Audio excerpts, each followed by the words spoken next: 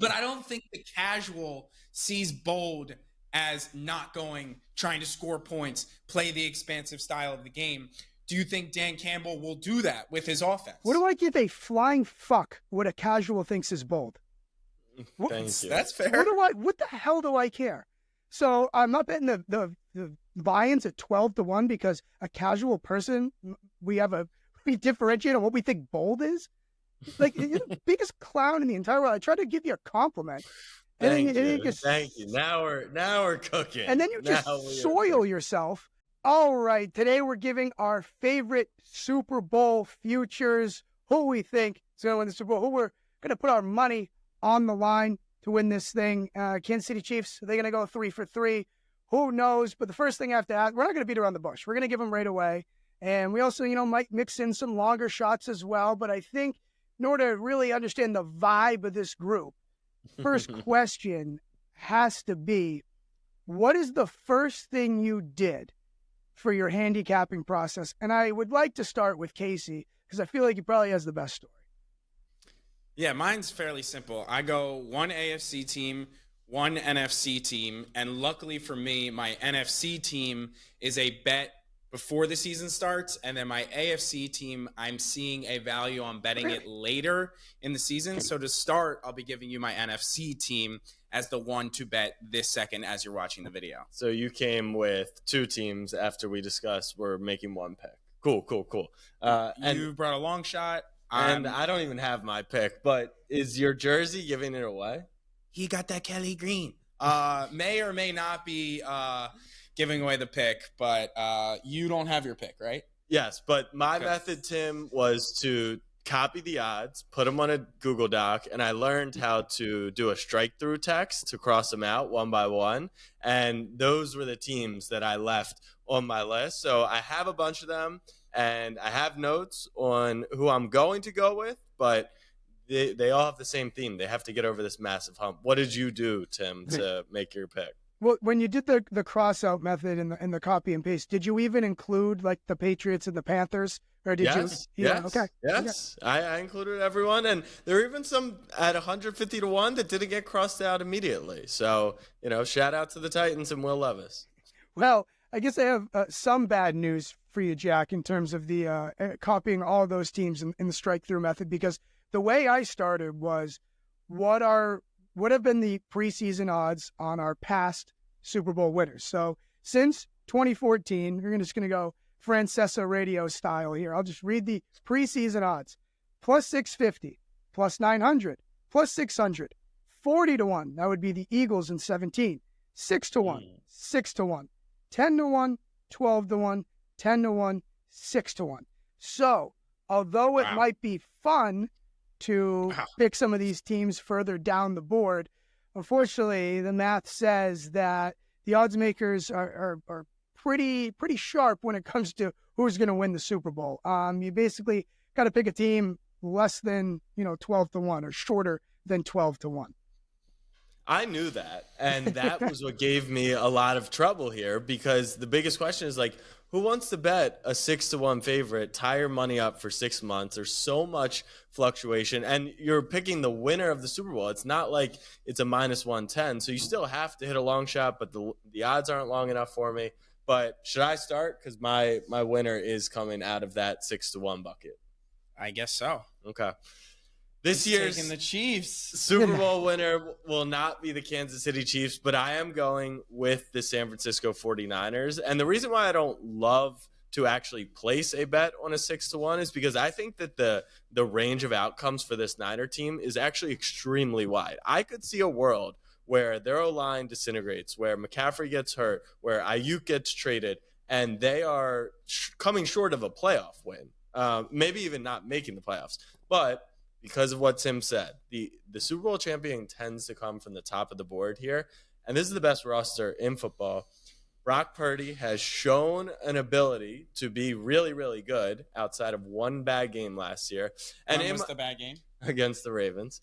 I wrote in my notes because here were all the teams I had. And I said, all these teams on my list need to get over a massive hump. For the Lions, well, they're Detroit. The Ravens, Lamar in the playoffs. The Niners, falling short with Shanahan. Buffalo, serial losers. Jets, being the Jets. And Rodgers is a loser. Even my sleeper picks, which we'll get to later, have these same themes. And Patrick Mahomes is not three-peating. That was the first thing crossed off of my list. Same. Even before the Panthers, even before the Patriots, the Chiefs will not win the Super Bowl. Yep. And that just left me with only a couple teams, and the Niners seem the most likely for me. So San Francisco 49ers to win the Super Bowl plus 600. Easy schedule as well, all things considered. That's my pick. Jack, I will say, I think we've kind of been muddied by Patrick Mahomes' success and the fact that, you know, he's been the ultimate winner since Tom Brady retired. And like you're poking holes at all these other teams, and it's like, well, because Patrick Mahomes is another stratosphere, that doesn't mean everyone else sucks. And I kind of have that, you know, bias as well as to like, well, you know, Buffalo, perennial losers. Like but someone else, if you're not going to pick the Chiefs, someone else has to have a chance. That goes back decades with the Bills being. And to be clear, I'm not just using saying them. those other I'm just teams using suck. them. Yeah. I'm not saying those other teams suck. It was more like all these teams are actually really, really good. Here's their one fatal flaw that they just have not beaten in like the Dolphins. I like McDaniel. I think the DC they brought in and the pieces they have is great. And Tua. Of course, yes. They haven't won a playoff game in 2 decades. So how are they winning 3 or 4 in a row? And it's those things that, look, someone is going to need to get over that hump, or it's just going to be Mahomes every single year. But people will be sitting here like, how can you not pick the Chiefs if this is your thought process? It's impossible to three-peat in the NFL. No one does it. And secondly, if you go through the numbers last year, Patrick Mahomes was pretty human. It was the defense that really carried the Chiefs through it all. Now, he's an all-time winner and an all-time great, so that's the added juice they needed. But I just don't think they're going to be in the picture like they were last year. And you could easily argue they shouldn't have won the Super Bowl. There are many chances for them to lose. And betting 6-1 on a team like the Chiefs that needed so many things to go right and need to do it, Travis Kelce, age 35. It feels like Spags and Andy Reid are out the door, and this is their last year. Like, there's just so many things that it's not that I don't want to take the Chiefs. I just genuinely would not bet them. I don't think they're winning the Super Bowl this year. Tim, am I good to go next? Just because I have the exact same reason as my starting reason is like Mahomes is just not three-peating with no facts to back that up at all. I'm just like, the sport is really going to suck, and the NFL is going to suck if Mahomes just wins every single year. So I'm choosing for the good of the life of the NFL for him not to win. Hopefully they step in. So that was number one. But yes, I'm wearing this jersey for a reason. I have the Eagles to win the Super Bowl. And the reason you should take them today is because I believe they are going to go wire to wire, win the NFC East, and then potentially get the 1 seed as well. I think you look 2 years ago, they were a couple plays away from winning the Super Bowl. Obviously, Mahomes got that one. But Hurts impressed me a ton in that game, which showed me right off the bat that he can get it done. It didn't happen in that game, but that confirmed to me he can get it done at some point in his career. And then you move to this past year, Hurts had the shoulder injury, and their coordinators, they lost both off of the Super Bowl year. The coordinators they brought in didn't do a good job. Now you jump forward to this year, and you have 2 new coordinators. Some will say that's a bad thing. Some will say that's a good thing because you want to build continuity. But I think it's a good thing. I'm a big fan of Kellen Moore. He's been successful in the past. He was successful with the Cowboys, and then he might have been a scapegoat for Dak in the playoffs, but we've seen whoever is surrounding Dak, Dak is a loser in the playoffs. I'm not buying that it's Kellen Moore's fault. And then he went to the Chargers with the biggest loser in all of football. But playoff, that doesn't have anything to do with anything. Like, you're talking about I believe you have to go through the playoffs to win the Super Bowl. You're talking about Kellen Moore as an offensive coordinator. Yeah. Like, why did Justin Herbert's stats drop off with Kellen Moore? Justin Herbert sucks. Why did the Cowboys passing offense get better once Kellen Moore departed? So I'm a big fan of Kellen Moore. So I think he's going to pick up where who was their offensive coordinator in 2022? Steichen left off 2 years ago. So and a healthy Hurts. I think Devonta Smith takes a big jump. and you get Saquon Barkley, I think that offense is going to be unstoppable. And then you bring Vic Fangio, who has always been a very solid D coordinator, and I think they get back to how they were in 22. You know the NFC East doesn't repeat, so they're at least going to get a home playoff game by winning that division. And yeah, I think Hurts has an MVP caliber year, and I think the Eagles take home the Super Bowl. They say running backs don't matter. Running backs don't matter. I think Saquon in a good offense behind a good O-line is going to show you, similar to how people feel about McCaffrey in that Niners offense. Casey, you have you're a lot brighter at times than you come off, and then the pre-show here, you're like, I disagree. No, I actually disagree. I think Tim, wait, can you let Tim finish? No, because he already finished. Casey's brighter. I think he was going to keep going. I think he was going to keep going. The reason why, and here's why. Here's your fatal flaw. You start with the wrong points. When you started with the primetime games of Tua, like your actual analysis wasn't poor, but you led with the worst part. You should have led with Vic Fangio, not freaking Kellen Moore. Vic Fangio, the defensive track record there, and you just like throw him in like he's a pinch of salt. That like if you led with Fangio, I might have been sold. I kind of forgot he was there because you went on about Kellen Moore for 35 minutes. Yeah, the guy goes on, and this is why I think he's an idiot, and I disagree with you saying he's a bright guy. He said, I love Kellen Moore. And I questioned him on why the Cowboys passing offense got better when Moore left and why the Chargers offense was the worst it's been over the last 5 years when Moore got there. Okay, would you like me to address it? All you said was, I really like Kellen Moore. All right, what do you like about him? The Cowboys, he had a worse. CeeDee Lamb has come through and become a better player. Dak has grown as a player throughout. I think he improved with Kellen Moore, and then they really hit their stride in the year after. When it comes to the Chargers, you had Eckler in his least productive year of his entire career. He wasn't carrying Mike Williams out the entire year, and an older Keenan Allen. And Herbert, just the natural regression of his career that is going to continue taking is just – it would also played a part. I'm just – by the way, just say you don't know shit about Kellen Moore. I think Kellen Moore's a great coordinator. Right, okay. And I think Vic Fangio is an even better coordinator. He's just a coordinator whose name you know.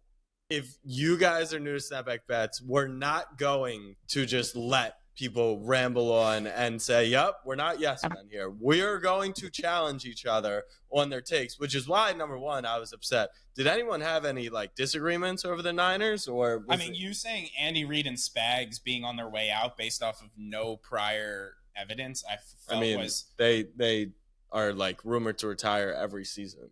And they just continue to win Super Bowls. Well, it's really not a 49ers versus Chiefs bet. It's really not you're just picking right. You're picking the NFC version or the AFC version. You went with the NFC one. I don't think.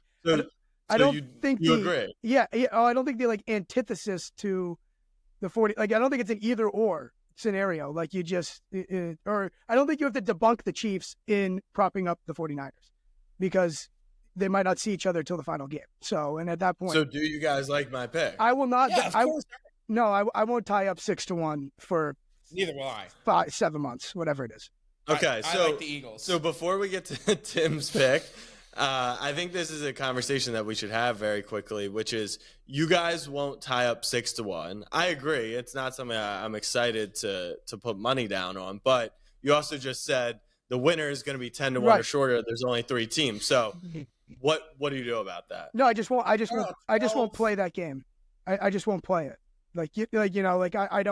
I don't need to I'm not desperate for a Super Bowl future at 6-1. Got it. Okay. That makes sense. Because I'm not going to put enough coin on it where again it means something tied up for 7 months or whatever. I will say I think college football, not to cross sports here, but I've had a Georgia 2-1 ticket before all year or 4 games in or whatever, which I think is a lot totally a different scenario when you're talking about a team. They'll be favored by 21 points week in and week out. Right. So in the NFL, that's not necessarily the case.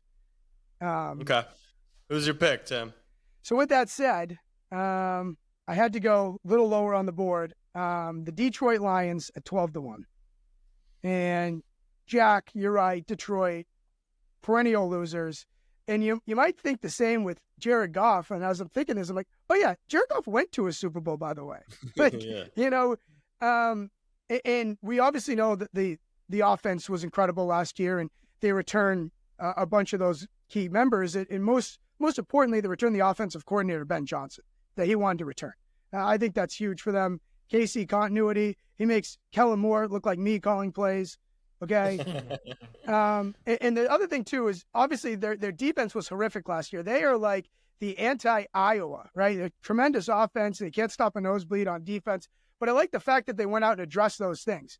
They go and acquire 2 cornerbacks, trade for one, sign another one, and then they use their first 2 draft picks on corners. So if they have just the slightest pulse on defense, they could take that jump. And just for more clarity, this is a team that was 20-1 to win the Super Bowl this time last year.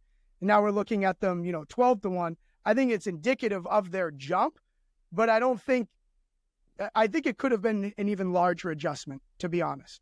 This is like, again, to have a 12-1 ticket on a team I feel like is pretty much a shoo-in to make the playoffs. That, to me, makes me feel a lot better than a 6-1 on a team that I think is a shoo-in to go to the playoffs. So I like the Lions as well. Do you have any concern about a Dan Campbell-led football team? Why? I used to. I was asking. I used to. When he came in, I thought he was a giant meathead that was going to fail. And that's the thing, Casey. You're allowed to change your opinions. And you don't just say Kellen Moore's good 4 years ago and then just stick to it, right? So thank you. By the way, I'm not looking to backtrack on my Kellen Moore take. I stamp good offensive coordinator. Why do you ask that question? What's the concern? There were big questions asked about his decisions late in games last year, and he obviously has Ben Johnson, so he doesn't have to worry about that on offense.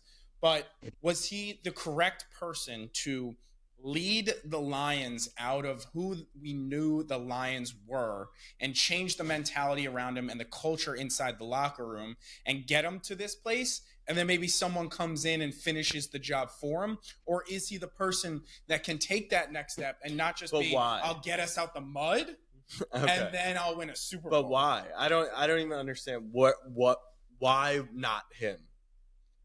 We've seen some questionable decisions from him. Like what? When the delay of game. He's referring to the collapse against the 49ers. Yeah, they collapsed in a playoff game, but I'm just asking questions because I've seen things. You can't ask questions if you don't. Let me tell you this, Casey. Let me tell you this. Talk to me, Tim. Who was the best fourth quarter offense in football last year?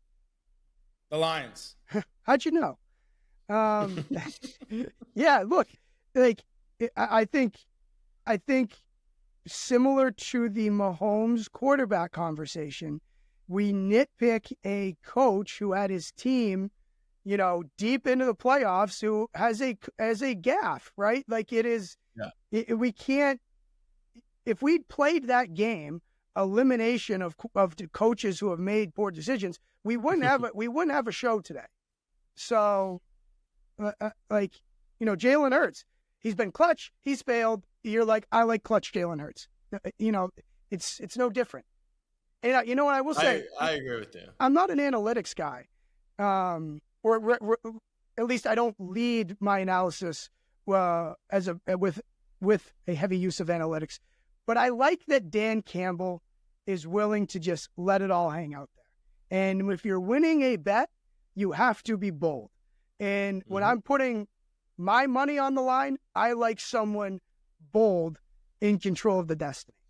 I have a question. Is that really true, though? Because there were multiple times in the AFC Championship last year where Andy Reid, I think if you deep it was a bold decision to kind of put the best player of all time, Mahomes, in a box and allow the defense to win them that AFC Championship. But when you think about it, the way we think of bold is like, go for it, expand the offense, do this, that, and the other. He kind of reeled everything back to allow the defense to carry them. And to most people, that wouldn't be a bold decision. Taking the ball. Well, I guess it would be a bold decision. Yeah, there you taking go. the ball I out was of waiting for Mahomes' you. I hands. was waiting for you to put your own handcuffs on over there. But I don't think the casual sees bold as not trying to score points, play the expansive style of the game. Do you think Dan Campbell will do that with his offense? What do I give a flying fuck what a casual thinks is bold? Thank you. That's fair. What the hell do I care? So I'm not betting the Lions at 12-1 because a casual person, we differentiate on what we think bold is. Like, you're the biggest clown in the entire world. I try to give you a compliment. Thank you. Now we're cooking. And then you just soil yourself. Like, I don't know what you're talking about. This is insane. And you mentioned Ben Johnson. So let's pick the Lions apart here. I don't have much for you. I agree with you. The way they revamped the defense, they could only improve based off of last year. Majority of their games are inside in the dome, so you've got that advantage. The division is a little more difficult. What's the advantage of the dome? Jared Goff. Both teams play in the dome when they play in the dome. Correct. But Jared Casey, who forged your transcript? Because Jared Goff, if you've ever watched football, he's better indoors than outdoors, so it's pretty good. Isn't every quarterback better indoors than outdoors? Yes, No, but not mostly, yes. but Right. some have a larger disparity. Yes. Thank you, Tim. Like Tua, the disparity is much bigger than Josh Allen, right? Who can run the ball, who has a stronger arm, timing routes, which Jared Goff plays heavily under, deep shots to Jameson Williams, which are easier to throw. Jameson Williams is a bust. I love watching Casey's face just discover that domes help certain quarterbacks more than they help others. I mean, it's like a learning day for him. It's just a bad point because it's like, it's all right, not a Dak bad or point. Goff in the dome, Dak in the dome, Hurts or Goff in the dome, I'll take Hurts.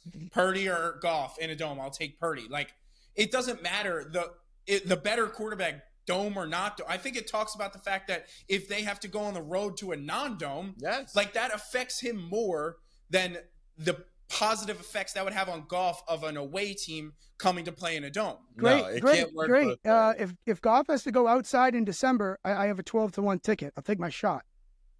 So I like your pick. The only thing I don't like about your pick, Tim, Detroit Lions. It's the Detroit Lions. And I get that maybe one day the Chicago Cubs won the World Series, and I get that the Red Sox one day they won the World Series, but I would rather not need to have it happen that one year. And that's honestly the only basis for why I do not like the Lions this year. The rest, I get it, but when I look at Super Bowls, I look at who can, like, I visualize that team lifting the Lombardi.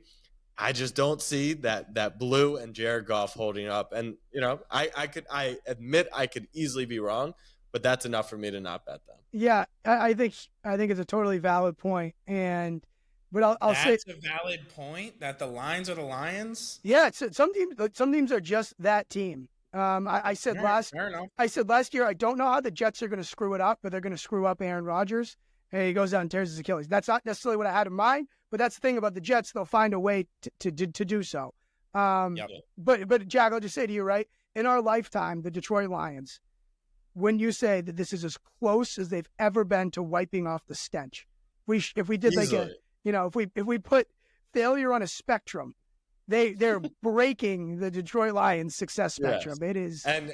And Casey wants them to knock down the dome and get rid of Dan Campbell because they're so close. I'm with you. I am with you there.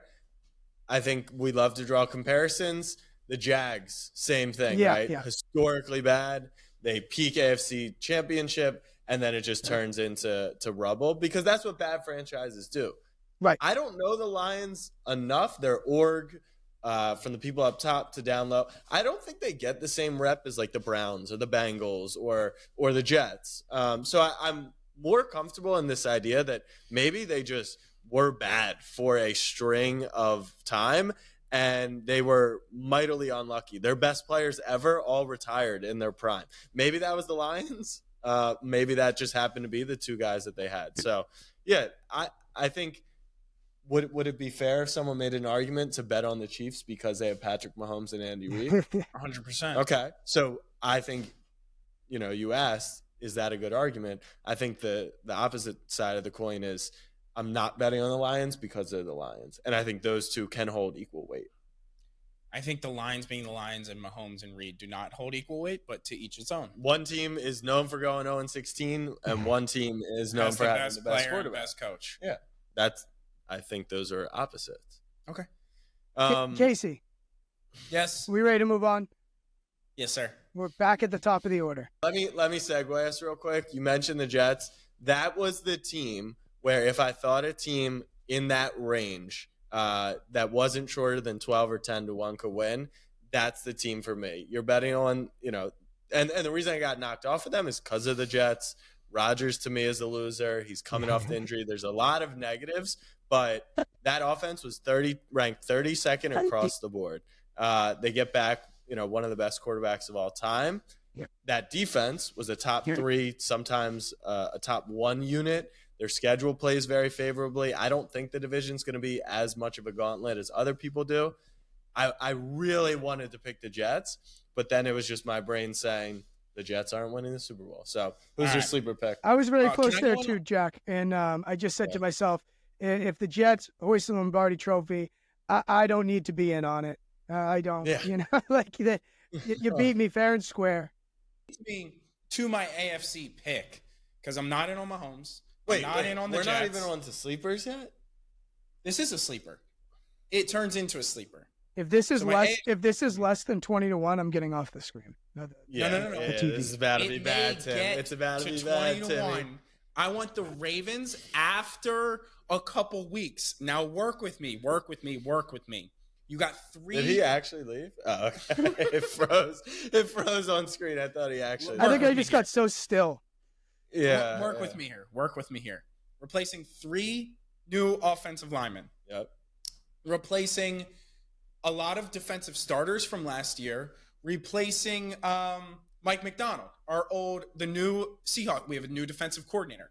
All of that together, I think the Ravens, combined with Chiefs week 1, the Ravens get off to a tough start this year, where I can then see it won't get to 20. It obviously won't get to 20, but could it get to 13 or 15 potentially? If it's I don't think it'll be that bad, but it could. You get the Ravens around week 6, week 7 at 15 to 1. That could be the play of the entire year. Let me walk you through then when all those things start to mesh.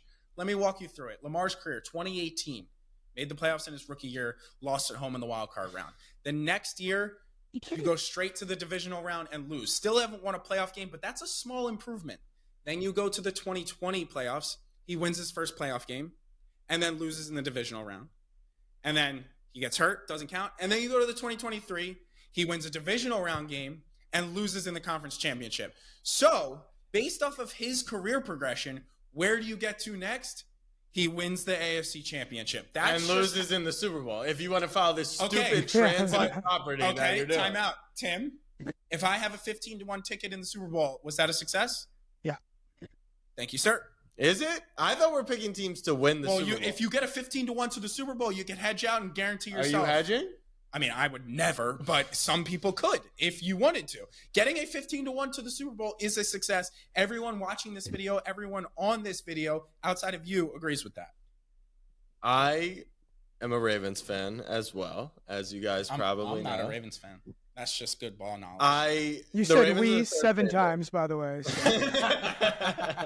The Ravens are the 3rd favorite here. I had them last year at 30 to 1 right before they signed Lamar back.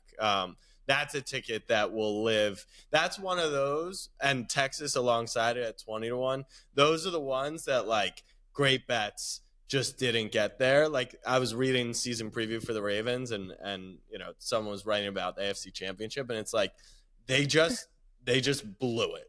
Like, they were better than the Chiefs. They were 6-point home favorites. They, all they had to do was run the ball, and they had 3 first down runs with running backs. 3 in the whole game. And they never trailed by more than 10 points in the game. So they blew it. I think a lot of losses for the Ravens, and 3 on the O-line is a big deal.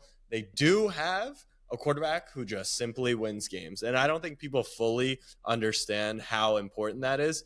To what Tim said, if I have 12-1 and I know the Lions are in the playoffs, I've got life. And even with the AFC North being difficult, Lamar and the Ravens, every time he's healthy, they're there. And the injury stuff, if you want to call that out, possibly, but when healthy, and bowel movement too. That too, the flu, the stomach sickness, it's all a thing now. But he does get there. He's got continuity with Monken this year. There's just something about the Ravens where we just choke. We just collapse. Lamar loses his head. He's the best leader for 17 football games. You get to the playoffs, and I thought Houston, maybe he got over that hump, and then he returned to the mean. Next hump. Yes, I see it. Too many losses for me personally. It wouldn't shock me if they got there, but you're saying this is my only problem. You're saying bet this at 15-1 after week 6 or 7. I'm saying, and you would probably agree, the problem is the Ravens win games, right? So what's the scenario? Like if they beat Kansas City if they beat Kansas City week 1, you didn't get them, and you gotta live with that. Okay, yeah, that's fine. That's why I'm saying take the Eagles. That's my pick. If the Ravens get off to a tough start and you can get them at 13-1, that is worth a bet because I wouldn't be worried if we have early season struggles because I think it is expected. Now, they lose? We're not going through this. No, we're not doing this. We're not doing this. We're not.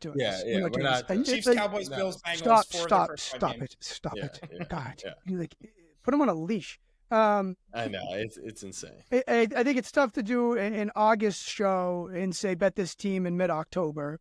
First off, and but I think that you could have just said how special the touts were giving. I think you just should have said, I think they can get off to a slow start because of the schedule and the offensive line. It's a good possible look. End it. And we don't have to do the trajectory. We have to read the history book. We've all watched football. The Ravens play as you enjoy a lot of primetime games. So we're well versed on the Lamar Jackson story. So as you say, a team historian over here. Jack, do you have a longer shot? Yes, I have a longer shot, and I made this bullet point, and I said, if everything goes right, which is almost what led me to the Jets. But this is if everything goes right, if you get the 40-1 Eagles, because this is only going to happen once every 10 years, and this has never happened before. The Chicago Bears are my long shot, 35 or 40-1, depending on where you're looking at it, to win the Super Bowl. They had a top 10 defense last season. They had the worst quarterback play in the NFL last season. Nope. And the reason why I think it's the worst quarterback play in the NFL, of course, Zach Wilson, Trevor Siemian, whatever the Jets did, that was atrociously bad. But it didn't make anyone else look as bad as Justin Fields does. He takes so many sacks. He turns the ball over so much. His head coach has to take the brunt of it all. And now he's getting another excuse of it in Pittsburgh, which just boggles my mind. The guy is not good at the sport. He's bad. You then get Caleb Williams. And what could Caleb Williams be? He had what some would consider a down year last season at USC. His defense was absolutely horrific. And then he plays one preseason game, and he looks amazing, albeit in some 8 snaps. I have one question. Yeah, go ahead. So Justin Fields, who you touched on as being awful, took so many sacks. He had a 3.83 snap to throw second average last year. 1 game sample size and only preseason 2 drives. Caleb Williams had a 3 point, and the Justin Fields snap to throw is the longest in NFL history. Caleb Williams had a 3.92. You just sample sized 2 drives of a preseason game? I'm just saying, you talked about Justin Fields holding on to the ball too long, and he had an NFL worst, so spot on.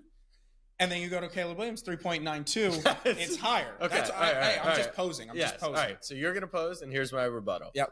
Caleb Williams is not going to have a longer snap to throw than Fields because he's able to get the ball out. So why didn't he? In that game? Yeah. In the 8 snaps that he took? Because they ran rollouts, or he took 1 extra play, whatever it may have been. Okay. Guys.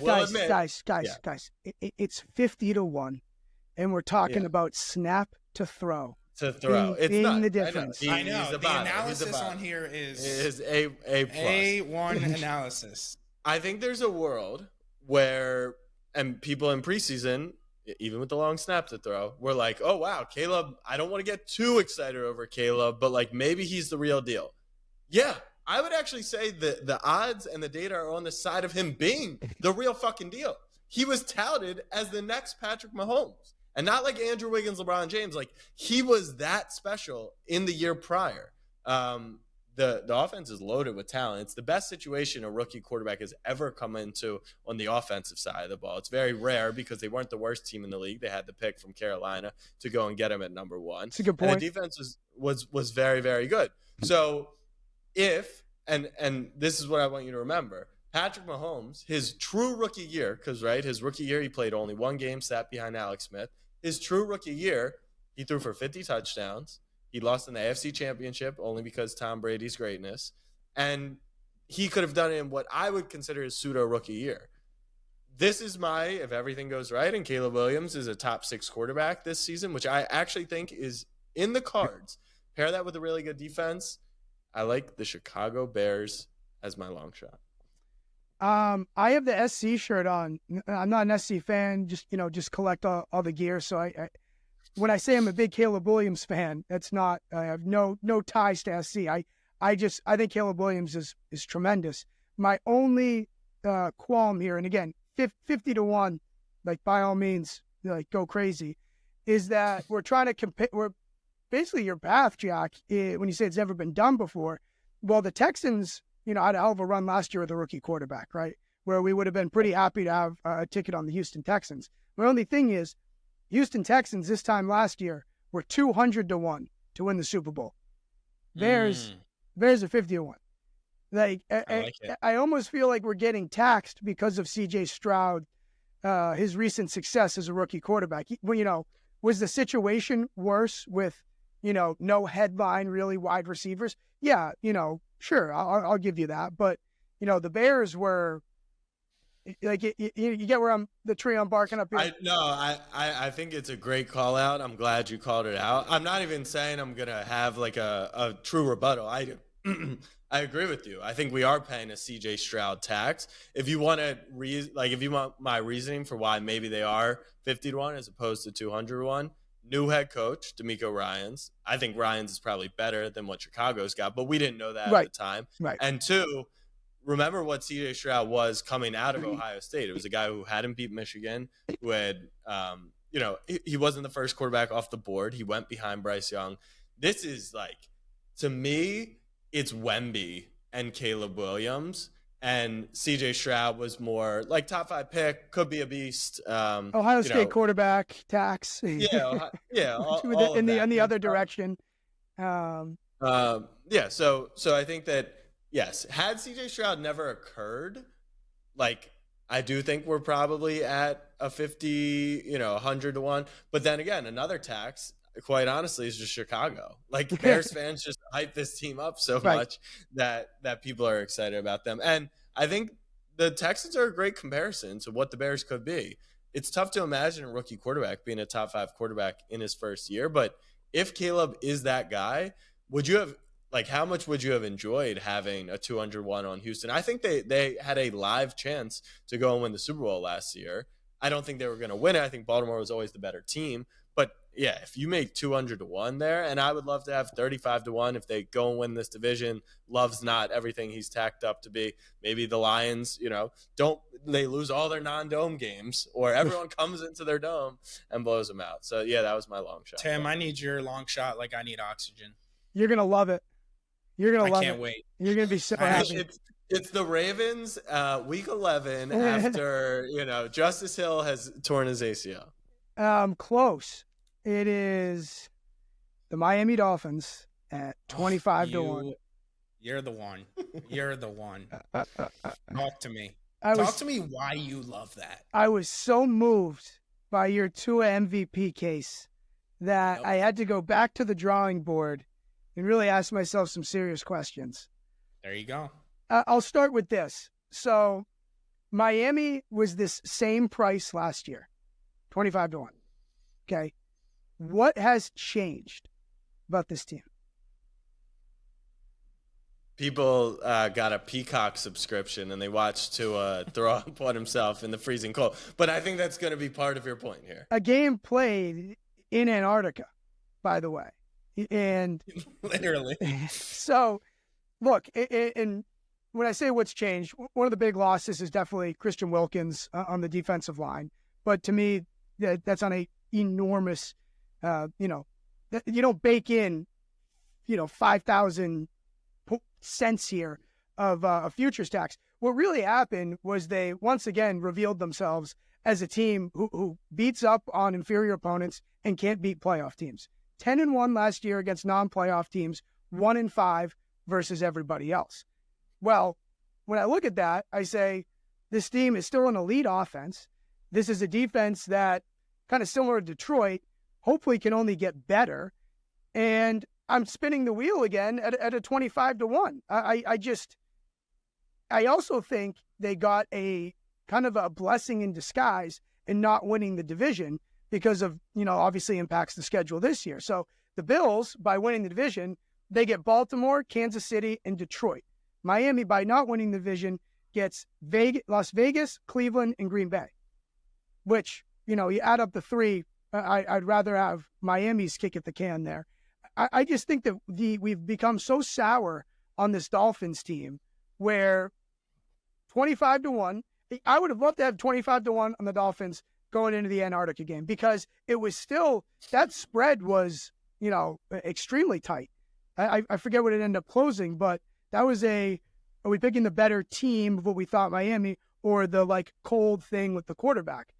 I just don't think a whole lot has changed except for the narrative that they can't beat good teams, which the previous year, the same thing happened. They couldn't beat good teams. So I think a roll of the dice here at 25-1 and saying that there's some sort of regression and they figure out how to rise to the occasion. You can be a non-Tua believer and still like this price. A few of the teams that we haven't touched on today, are there any that maybe didn't get crossed off initially for you, Tim, in your research? I would say, I'll just work down the list here. Number one, Bengals with Casey with the, guy was the first on the story with the Joe Burrow wrist thing. So I give him props there. That was too much cause for concern for me. The Texans and the Packers, two really trendy picks because of their first-year quarterback performances last season. But unfortunately, those numbers just got too short. I thought we were going to be able to take advantage of some longer numbers, but that's disappointing to me. I will say, too, the Falcons have become trendy as well with that being, it is, they're 30-1. It's. No, I agree. It's just you want to talk about in my camp of these teams can't do it. Kirk Cousins and the Falcons on one team. There is no Super Bowl coming to Atlanta this year. Yeah, I can't do that at 30-1. Is my thing. Let's touch on Buffalo really quickly because I think there's a range of different opinions here where the Bills are going to fall off. They lost all these pieces, or Josh Allen is an MVP favorite. He's quarterback one in fantasy. He's all these good things. I actually thought this might be the year the Bills could sneak up. People forget with how bad the Bills were compared to years past, they had the Chiefs, the Super Bowl champions, on the ropes at home, lead in the fourth quarter, lead at halftime. Then I looked at who they lost. I don't even know who's on their roster this year. They not only lost guys, they lost the guys all across the board. Not the Diggs of the world, but safeties, linebackers, corners, interior D-line, offensive line. They lost guys across the board, so it was just too much for me. And I'm with you on Cincy. Really easy schedule for Cincy. So I think they'll be in the picture, but I don't think that their defense is good enough to win a Super Bowl. Yeah, I think that the Bills did themselves no favors either by winning the division and getting dealt their schedule as well, as I mentioned with the Miami handicap. I am as a Boston guy, a Patriots guy, you'll be surprised where I'm going with this. I have been brainwashed into thinking that player roster turnover is not a big issue because of the way that was the Patriots mantra, right? As long as you have the quarterback. And again, Josh Allen isn't nearly as decorated as Tom Brady, but I wanted to be contrarian and say, look, like, you guys are listing off all these names. They still have the quarterback, and that is the hardest thing to come by in the NFL. He can cover up for a bunch of these losses, but the number to me was not. Again, I was hoping to get more value there. And if we're gonna list 8 futures in total that we like here, like, that's actually, if you do the math, that means that we think they were wrong 8 times with this board, and that's usually not how things go. Yeah, these guys are pretty good. Jack, you're a pro. Do you want to wrap us up? Yeah. Make sure you guys hit the subscribe button. Every week, we're going to have some fun content for you guys. So, number 1, Tim will be doing Guess the Line, where he takes a look at the upcoming lines for the week. He makes his prediction, what it will be, reveals what it actually is, and then gives you some thoughts. So, hit subscribe for that. And then the most fun one that literally we don't need to hit Super Bowl futures. We don't need to hit anything. We need to hit 5 against the spread picks every week. We're entering a super contest with a chance to win $1 million. So you're going to get a pick from Casey, me, Timmy, Alex, who's behind the scenes right now, but he'll be on screen for that. And then the toughest part, every week we're going to have to agree on a pick. So I would imagine that episode will look like, all right, pick, and then 50-ish minutes of just debating, who's the pick as a group. So, and I'm sure we'll be so kind button to each other. Yes, that'll for be sure. Civil. That'll be respectful. It's great because there's 4 of us, so there's always going to be a way to split the tie, I'm sure, as well. Yeah, that will probably have to get physical. So hit the subscribe button. That will be coming soon. Until next time, Tim, I appreciate you for calling Casey out on his shit. Felt good.